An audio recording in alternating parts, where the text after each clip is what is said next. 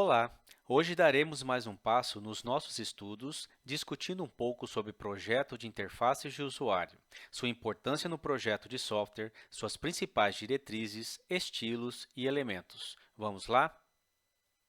Vamos começar nosso vídeo trazendo a seguinte questão: o que é interface de usuário? Para respondê-la, precisaremos de alguns conceitos introdutórios. Na interação humano-computador, temos como atores de um lado o usuário e do outro o software. O usuário depende do software para a realização das tarefas, porém, o software só executa aquilo que lhe for solicitado. Assim, o usuário emite comandos ao software que, a partir daí, executa suas funcionalidades e emite saídas, devolvendo-as ao usuário. Esse processamento de dados ocorre por meio da interação. Entretanto, devemos lembrar que, dentre outras características, o software é um produto abstrato e intangível, ou seja, não é possível ver ou tocar um sistema. Isso faz com que a interação necessite de um elemento intermediário, e é aí que surge a interface, que é o que permite que uma ou mais partes de um sistema se comuniquem. Nesse caso, o que nos interessa é a comunicação entre o usuário e o sistema. Assim, vamos recordar nossos estudos quando aprendemos um pouco sobre requisitos não funcionais, e dentre eles tínhamos os requisitos de usabilidade. Você se recorda? Nós aprendemos que esses requisitos especificam tanto o nível de desempenho quanto a satisfação do usuário no uso do sistema, preconizando que um sistema deve ser fácil de aprender, com o mínimo de tempo exigido para alcançar um determinado nível de desempenho no uso do sistema, e fácil de usar, relacionado à velocidade de execução de tarefas e à redução de erros no uso. Logo, dentro da engenharia de software, temos a engenharia da usabilidade, que aborda aspectos relacionados às facilidades do homem em utilizar de maneira eficiente e confortável a máquina.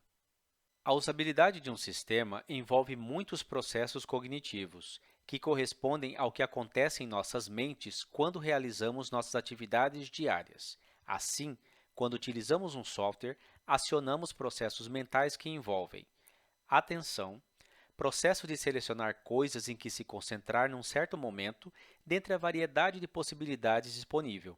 Depende de dois fatores: os nossos objetivos e o destaque da informação que queremos no ambiente. Percepção e reconhecimento. Refere-se a como a informação é obtida no ambiente pelos diferentes órgãos sensitivos e transformada em experiências com objetos, eventos, sons e gostos. Memória. Implica recordar vários tipos de conhecimentos que nos permitem agir adequadamente.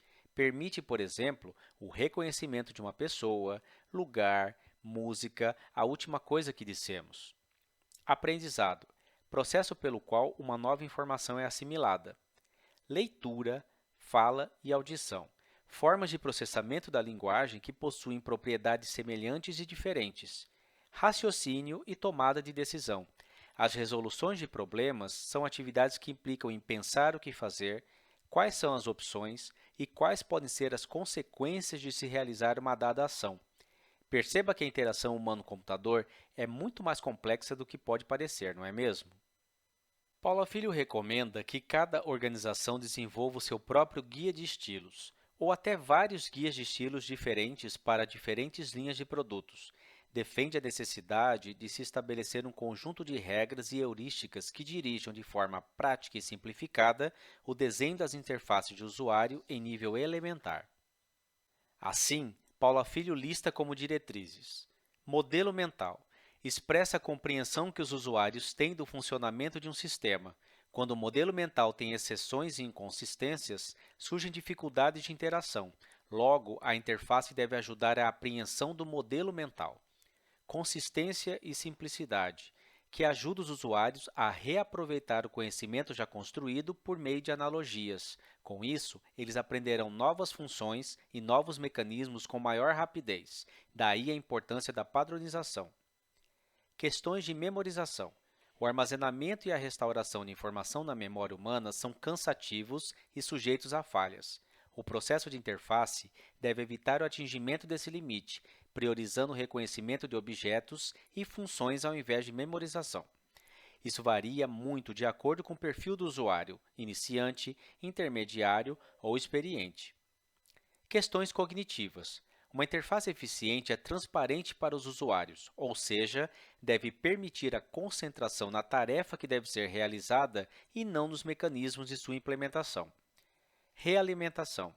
Todo sistema interativo requer o bom uso do chamado feedback para o usuário, que deve ser constantemente informado sobre o real efeito de suas ações, aumentando a segurança e, portanto, a produtividade. Mensagens do sistema. O sistema deve emitir mensagens claras e objetivas conforme sua utilização, focando as tarefas que estão sendo executadas. Muitos produtos correntes no mercado são deficientes quanto às mensagens. Modalidade. Modo é um estado de uma interface de usuário no qual uma ação tem um significado diferente do que tem em outro estado. Por exemplo, o cursor do mouse assume diferentes formatos conforme a tarefa que está executando. Você já percebeu? Reversibilidade. Quanto mais facilmente os usuários puderem reverter as suas ações, mais fácil de usar é o produto. Isso permite ao usuário explorar diferentes cursos de ação com menos receio de causar estragos. Quem nunca se livrou de um problema com Ctrl Z, não é mesmo? Atração e atenção. Para atrair a atenção do usuário aos pontos que realmente importam na interface, eles devem ter o destaque necessário, com o cuidado de não se cometerem excessos, o que torna a interface confusa ao usuário. Exibição. De interface para interface, os elementos correspondentes devem ser mantidos nas mesmas posições sempre que possível, facilitando a apreensão do modelo mental pelo usuário. Diferenças individuais. No projeto de interfaces, é preciso aceitar as diferenças e experiências individuais dos usuários. O comportamento dos usuários é influenciado por fatores como a experiência na aplicação, idade e nível de escolaridade, por exemplo. Paula Filho também estabelece um conjunto de diretrizes relacionadas com estilos específicos de interação, sendo eles janelas, cardápios, formulários, caixas, linguagens de comando, interfaces pictóricas. Janelas são o principal canal de interação nos sistemas com interfaces gráficas de usuário. Elas permitem o trabalho simultâneo em várias tarefas. Cardápios. Um cardápio é uma lista de itens da qual o usuário pode fazer uma ou mais seleções. Eles reduzem o volume de memorização requerido, eliminam a digitação, reduzindo erros, e reduzem as necessidades de treinamento. Entretanto, o seu uso exagerado pode prejudicar a produtividade de usuários experientes. Formulários. São interfaces de uso geralmente fácil, que aproveitam analogias com o preenchimento de formulários de papel, usuais em muitos processos manuais no domínio de aplicação. Geralmente, seus elementos são permanentemente visíveis, mas alguns formulários podem ter botões que permitem exibir mais detalhes. Caixas. Muitos tipos de caixas são utilizados como janelas secundárias ou como parte de outras interfaces. Alguns usos comuns envolvem entrada de texto, acionamento de comandos e exibição de mensagens. Linguagem de comando. Usam sequências alfanuméricas que representam comandos, parâmetros e opções. São eficazes para usuários frequentes e experientes, mas exigem muito treinamento e apresentam maiores taxas de erros, pois o usuário tem que se lembrar precisamente da sintaxe empregada. Interfaces pictóricas. Essas interfaces são particularmente adequadas para tratamento de grande volume de informação. Incluem visualização de dados, bases de dados visuais e sistemas de multimídia e hipermídia. Um gráfico de planilha e um mapa são exemplos comuns de interface pictórica. Há ainda outros estilos de interação que incluem telas de toque, duráveis e simples de usar, são adequadas para sistemas de serviço ao público, como quiosques de informação, caixas eletrônicos e tablets. Síntese de voz, usada como alternativa para deficientes visuais ou para avisos ao público. Teclados telefônicos, usados para sistemas de atendimento telefônico, sendo combinados com síntese de voz. Reconhecimento de voz, usado geralmente para comandos em situações em que as mãos estão ocupadas. Com a evolução da tecnologia, tende a ser usado em muitas aplicações que atualmente são baseadas em teclados e janelas. Por fim, destacamos as interfaces web, que são interfaces de usuário que usam tecnologia específica dos aplicativos web, cujos elementos de software podem ser executados no cliente, no servidor ou em ambos, e parte das interfaces de usuário é acessível por meio de um navegador. Avançando agora para o projeto de interfaces, vamos estudar como ele se enquadra no desenvolvimento de um sistema de informação e de que maneira ele pode ser concebido. Retomando as fases já desenvolvidas do nosso projeto, fizemos a modelagem de casos de uso, identificando as funcionalidades do futuro sistema, a modelagem de atividades, estabelecendo o comportamento do futuro sistema, a modelagem de dados, organizando os dados a serem manipulados pelas funcionalidades do futuro sistema, e o projeto de relatórios, planejando a disposição da informação a ser apresentada ao usuário. Temos agora a seguinte questão a ser atendida: quais elementos de interface cada funcionalidade do sistema deverá contemplar? A resposta disso está no protótipo das interfaces. Mas o que é mesmo um protótipo? Você se recorda dos modelos de processo que estudamos? Vamos retomar esse conceito. Como já estudamos, protótipo é um modelo do produto a ser desenvolvido, elaborado especialmente para avaliação de ideias e procedimentos. Segundo Somerville, um protótipo é uma versão inicial de um sistema de software usado para demonstrar conceitos, experimentar opções de projeto e descobrir mais sobre os problemas e suas possíveis soluções. Para Pressman, quando seu cliente tiver uma necessidade legítima, mas sem a mínima ideia em relação a detalhes, faça o protótipo como uma primeira etapa. Também destaca que, no processo de engenharia de requisitos, um protótipo pode ajudar na elicitação e validação de requisitos do sistema. No processo de projeto de sistema, um protótipo pode ser utilizado para explorar soluções de software e no desenvolvimento de uma interface com o usuário do sistema. Você se recorda da nossa analogia da construção da casa? Na prototipação, temos primeiramente a elaboração da planta da casa, seguida do desenvolvimento da sua maquete, para, só então, a casa ser de fato construída. Portanto, a planta é o projeto, a maquete é o protótipo e a casa, enfim, é o produto. O projeto e o protótipo são elaborados e avaliados antes da execução da obra na casa, num processo cíclico que se repete até a aprovação do protótipo, que é construído, avaliado e ajustado quantas vezes forem necessárias, até que o projeto atenda às reais necessidades do cliente. E a interface costuma ser o principal elemento de prototipação de um sistema de informação, pois é ele que mais aproxima o cliente do produto a que ele terá acesso. Mas lembre-se, protótipo não é sistema. A maquete não é a casa e, analogamente, o protótipo das interfaces não é o sistema ainda, e isso nos permite desenvolvê-lo de diversas maneiras. A prototipação de interfaces pode ser de baixa ou alta fidelidade. A prototipação de baixa fidelidade utiliza materiais diferentes da versão final pretendida. Pode ser feita em papel, por exemplo. Já a prototipação de alta fidelidade necessita de materiais que estarão na versão final pretendida, ou seja, são necessárias ferramentas de desenvolvimento de software, uma vez que tais interfaces serão integradas ao produto final. O nosso foco serão os protótipos de baixa fidelidade, que são úteis porque tendem a ser simples, baratos e de rápida produção, podem rapidamente ser modificados, nunca são projetados para serem mantidos e integrados ao produto final, servem apenas para exploração. Assim, podemos ter como protótipos de baixa fidelidade rascunhos, fichas em papel ou ferramentas de prototipação que não implicam ainda no desenvolvimento do sistema. Vejamos os principais elementos empregados em projetos de interfaces.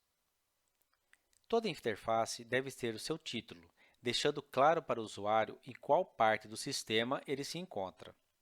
As labels são os rótulos dos elementos. São fixas na interface e devem ter escrita clara, significativa e corresponder ao elemento ao qual elas fazem referência.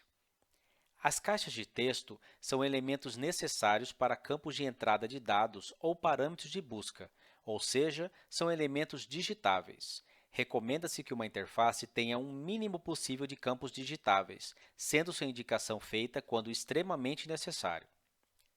Os botões de opção, também chamados de Radio Buttons, apresentam um conjunto de opções que são mutuamente excludentes, ou seja, apenas uma opção pode ser selecionada.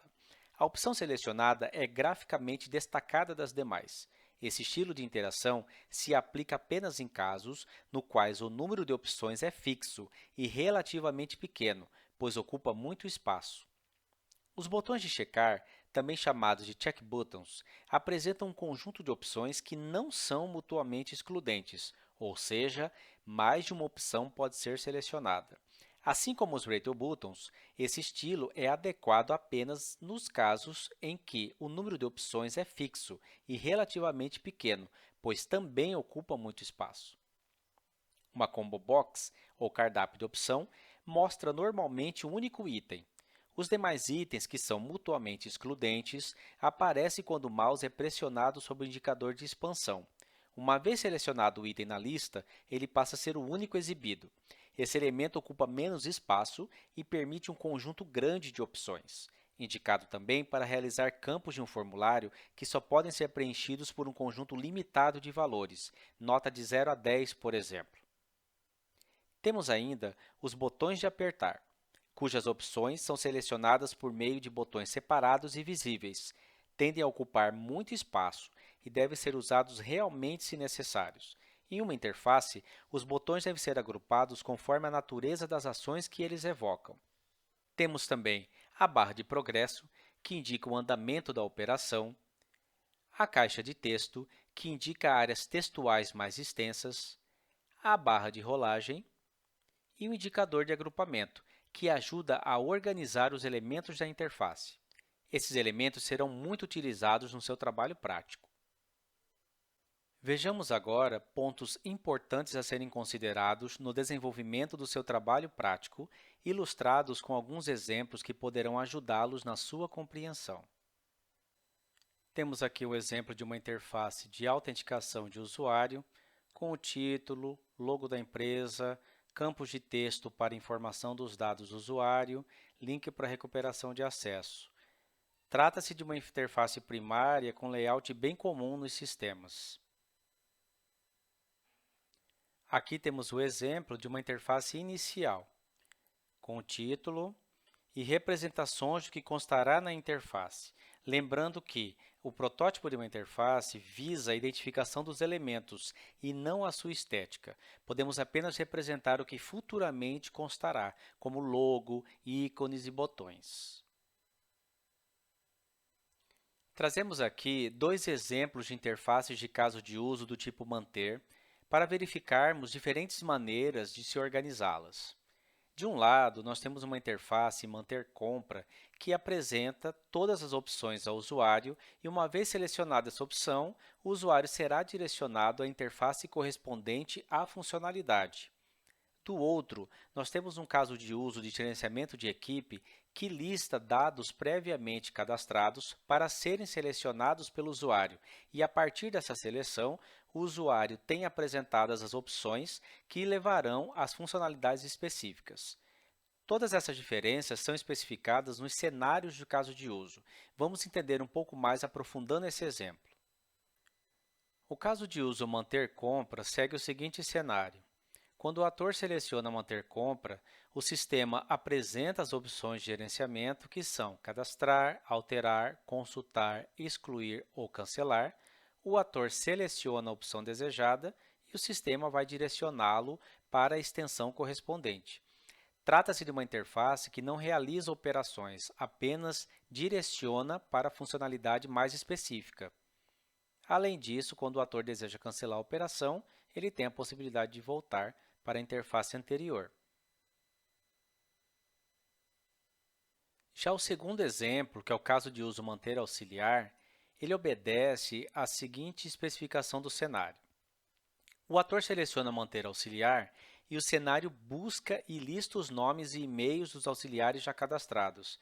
A partir da seleção de um deles, é que o sistema irá apresentar as opções de gerenciamento, que são cadastrar, alterar ou excluir um auxiliar, e, a partir da seleção dessa opção, o sistema direciona o ator para a funcionalidade específica. Além disso, essa interface também traz a possibilidade de impressão ou de salvar em arquivo, já que é apresentada uma lista. Perceba que trata-se de uma interface que já realiza operações, diferente da anterior, que só apresenta opções. Além disso, o ator também tem a possibilidade de, em qualquer momento, cancelar a operação. É importante destacar que essa diferença é determinada pelo cenário, ou seja, o cenário de um caso de uso determina a organização da sua interface correspondente, e não o contrário. Outro exemplo diz respeito à diferença entre uma interface cadastrar e uma alterar. Numa interface de cadastro, os campos devem ser apresentados em branco, pois indicam ainda que os dados serão inseridos durante o processo de cadastramento. Já na interface de alteração, além de campo de busca, os dados devem ser carregados em formulário editável, devendo também ser indicados os formatos dos dados que serão apresentados, campos numéricos ou campos de texto, máscaras para datas, para hora, etc. Outra diferença importante existe entre casos de uso de alteração e consulta de dados. Apesar de ambos os casos implicarem na busca e apresentação de dados, na interface de alteração, esses dados devem ser apresentados em formulário editável, pois implica na possibilidade de alteração de algum dado. Já na interface de consulta, tais dados são apresentados como label, pois consiste apenas em visualização. Além disso, na interface de consulta, é necessário incluir as opções de impressão e geração de arquivo. Temos agora um exemplo de interface a partir de um caso de uso de relatório. Nesse exemplo, no cenário, após o ator selecionar gerar relatório de autores, o sistema apresenta os filtros disponíveis, que nesse caso são geral, com trabalhos submetidos, com trabalhos indeferidos, com trabalhos aceitos, com trabalhos rejeitados, com trabalhos eliminados. A partir da seleção do filtro, o sistema gera o relatório. Na interface, é necessário indicar aonde o relatório será apresentado. Não é necessário apresentar o seu layout, pois isso já é feito na área específica do projeto do sistema referente a projeto de relatórios. Aqui é necessário apenas indicar onde ele irá aparecer. Além disso, há a opção para impressão, geração de arquivo e a saída a qualquer momento com o botão Sair. Simples, né? Temos aqui mais um exemplo de interface de cadastro combinando diversos elementos, como campos de digitação, radio buttons, áreas para digitação, botões e agrupamentos. Por fim, um último exemplo, trazendo mais um conjunto de combinações. Temos aqui labels, temos o uso de combo box com valores pré-definidos, radio buttons, botões e uma área de digitação. Perceba que nesse exemplo, o usuário irá digitar o mínimo possível. Quase tudo será selecionado ou indicado, que é o ideal em interfaces, pois diminui a margem de erro em sua operação. Dicas importantes. Erros recorrentes no desenvolvimento do trabalho prático. Incoerências com a descrição feita nos cenários.